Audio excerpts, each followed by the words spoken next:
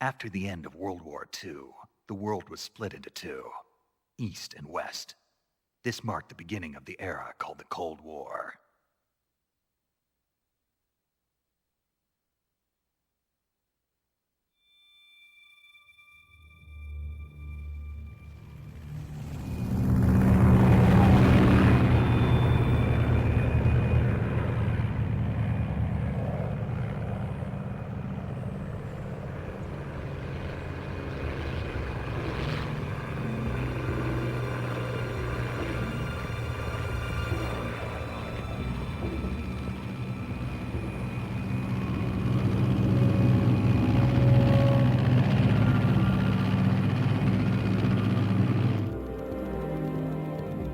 Flying over Pakistan, altitude 30,000 feet.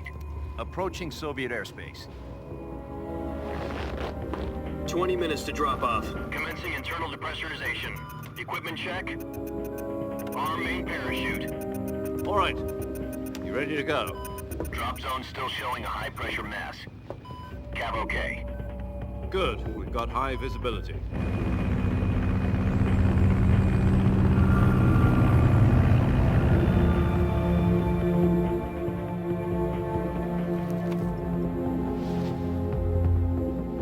Put out that cigar. Connecting oxygen hose to interior connector. Put on your mask.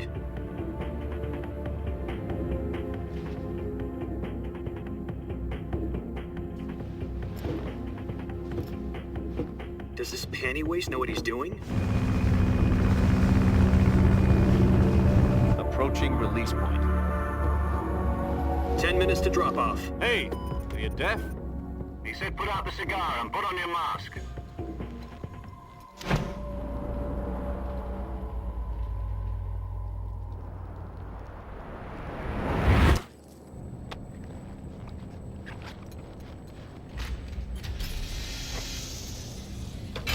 Depressurization complete.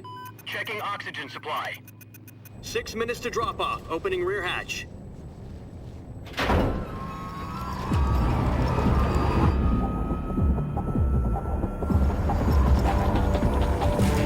Sunrise.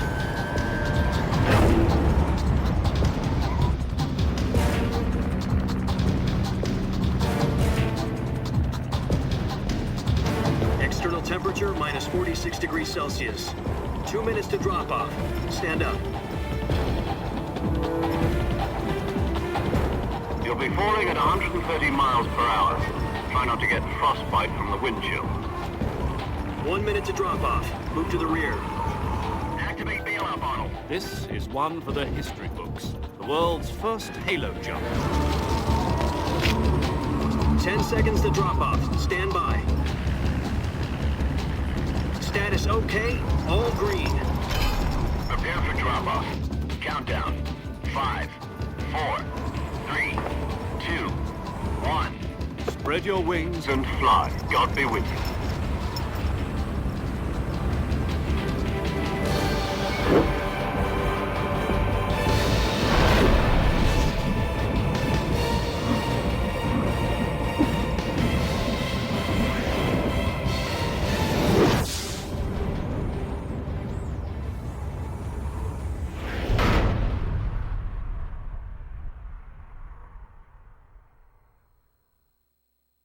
Jack, I've got some important news.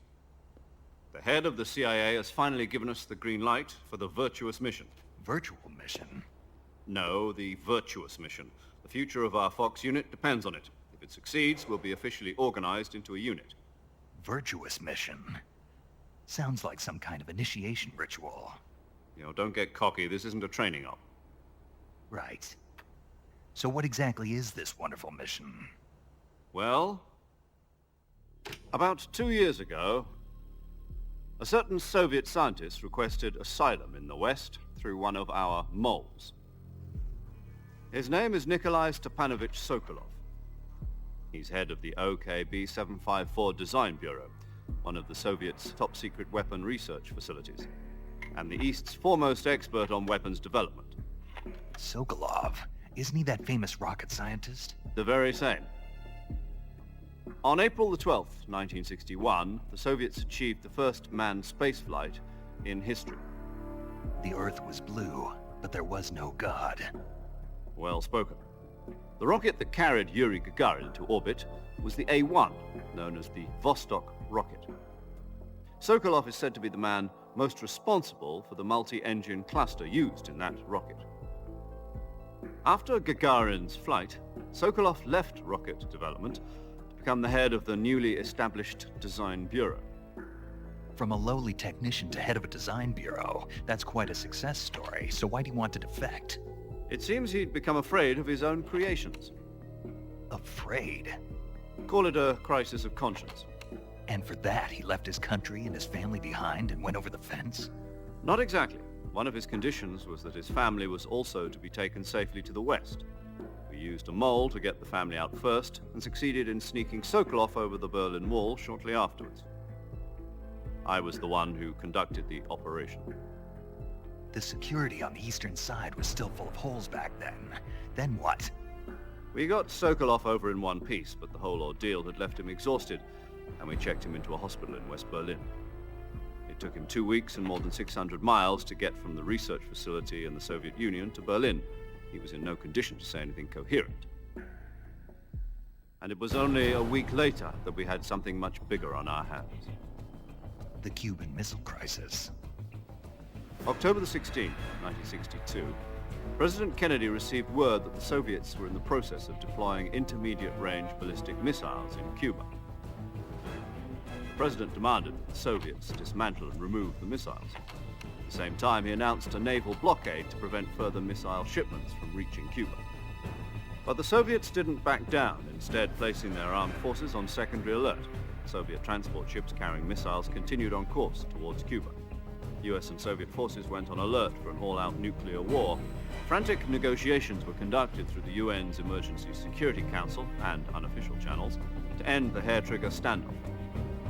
Finally, on October the 28th, the Soviet Union agreed to remove its missiles from Cuba, and so the world avoided a nuclear holocaust. But in order to get the Soviets to pull their missiles out, we had to make a deal. You mean the one where the US agreed to remove its IRBMs from Turkey? No. The Jupiter IRBMs deployed in Turkey were obsolete, and we were going to get rid of them anyway. They had no strategic value whatsoever to either the US or the Russians. The Turkey deal was a ruse, a cover story that was fed to the other intelligence agencies around the world. So what did the Russians really want? Sokolov. They wanted us to return Sokolov. You mean the Soviets pulled out of Cuba just to get their hands on Sokolov? That's right. What the hell was he working on? At the time, we had no idea. We were running out of time. It was either give up Sokolov or risk full-scale nuclear war. In the end, we had no choice. President Kennedy gave in to Khrushchev's demand. The next day, I got Sokolov out of the hospital, handing him over to agents on the eastern side. Sokolov kept on screaming, "Save me," until he disappeared from my sight. Then a month ago, we received some new information from one of our moles. About Sokolov? Yes. He was taken back to the research facility and forced to continue working on the weapon in question under KGB supervision. What's more, it's on the verge of completion. So what kind of weapon is it? Something to do with space rockets? No, missiles. Same technology. I guess you're right. We don't know the details, but it appears to be a new kind of nuclear device. For half a year now, the Soviets have been conducting frequent nuclear tests at Semipalatinsk. Something to do with the weapon, I assume. We're talking about a secret weapon so big that Khrushchev was ready to pull out of Cuba to get it back. Is Sokolov still in the facility? No, according to our intelligence, he's in Selinoyarsk, a place in the mountains about 3 miles to the west that's known as the Virgin Cliffs. The Virgin Cliffs. Nice name for a virtuous mission. They moved him there just recently. Why? Apparently, they're conducting a field test of the weapon, but it's our best chance to get him back. This mission would never have been possible if he was still in the research facility. This is our last chance. Sokolov must have known that too when he contacted us.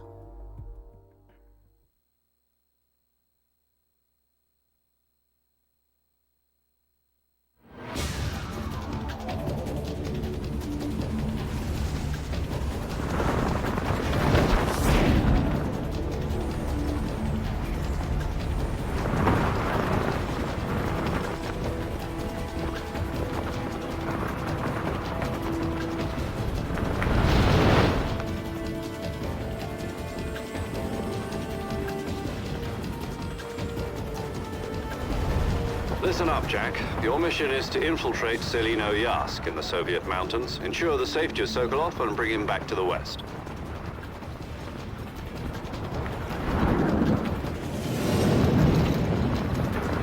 If we don't get Sokolov back before that weapon is complete, we'll be facing a major crisis. The clock is ticking.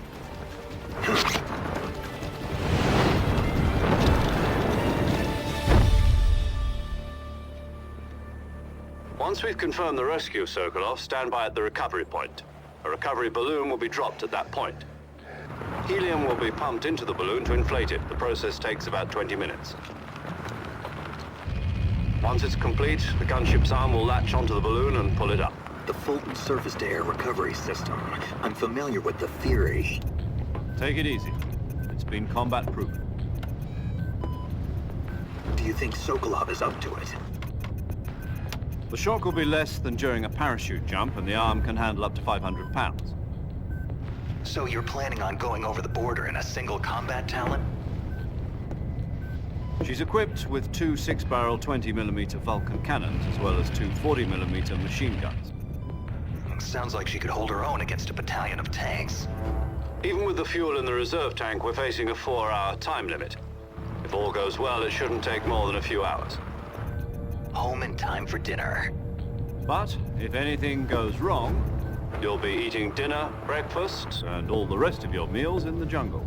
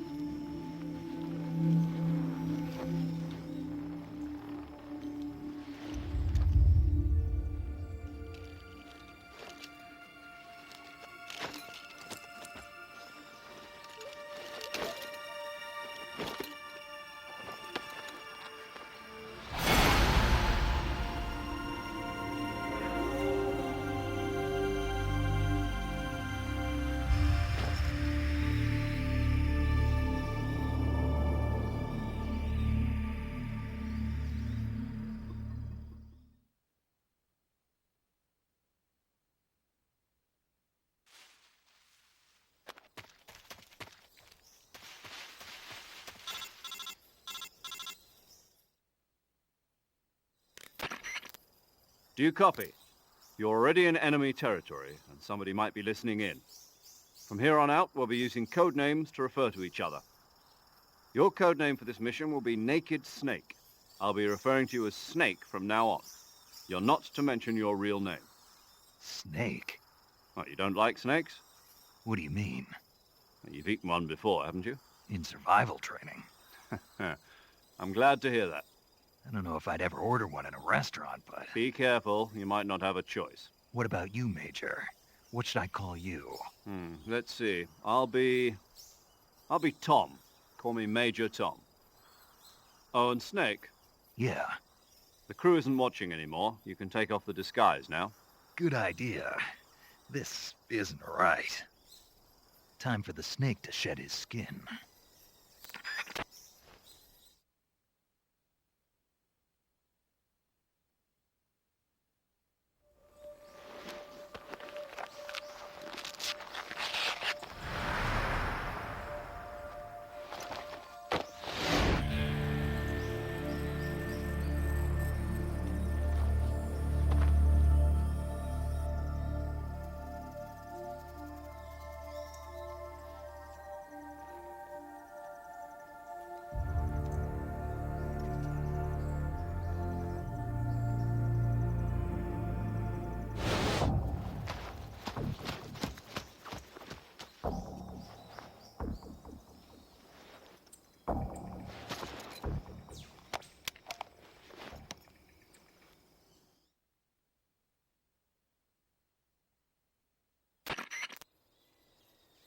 Can you hear me, Major Tom?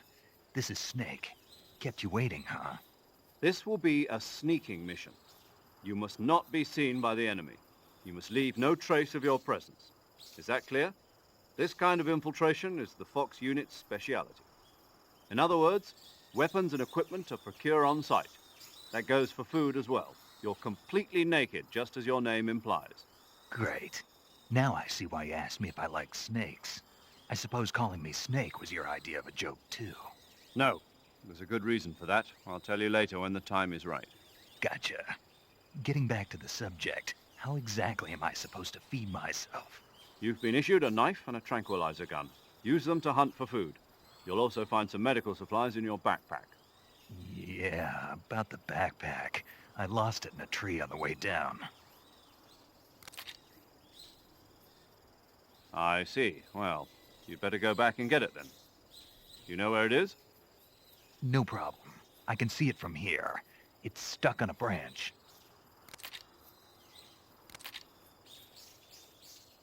To climb a tree, stand in front of a tree that's covered in ivy and press the action button. I'll be monitoring your progress over the radio. We can't risk violating Soviet airspace, but I'll be in the gunship. My frequency is 140.85. I'll give you a call if I need to talk to you. If you need to talk to me, use the send function. Okay, Snake, go get your backpack.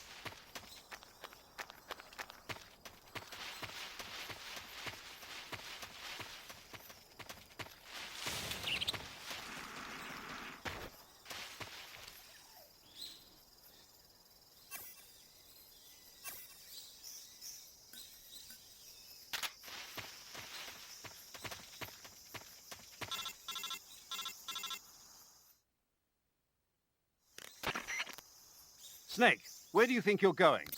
You can't expect to proceed with the mission without any weapons or equipment. First, you'll need to recover your backpack. It's caught on a tree to the south. Press the action button to...